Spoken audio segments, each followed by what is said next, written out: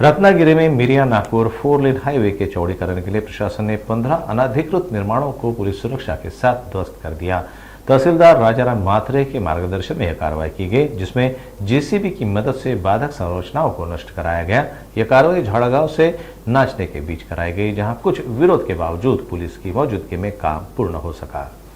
आज रत्नागिरी कोल्हापूर राज्य महामार्ग क्रमांक 166 रुंदीकरणाचं जे काम चालू आहे किंवा नवीन हा जो हायवे होत आहे त्याच्यामध्ये भूसंपादनामध्ये जी बांधकामं आलेली आहेत ती नष्ट करण्याचं काम आजपासून आम्ही सुरू केलेलं आहे। इथून झाडगाव ते नाचणे या पट्ट्यामध्ये 15 बांधकामं आहेत, ती आज आम्ही नष्ट करणार आहोत आणि कामालाही सुरुवात झालेली आहे।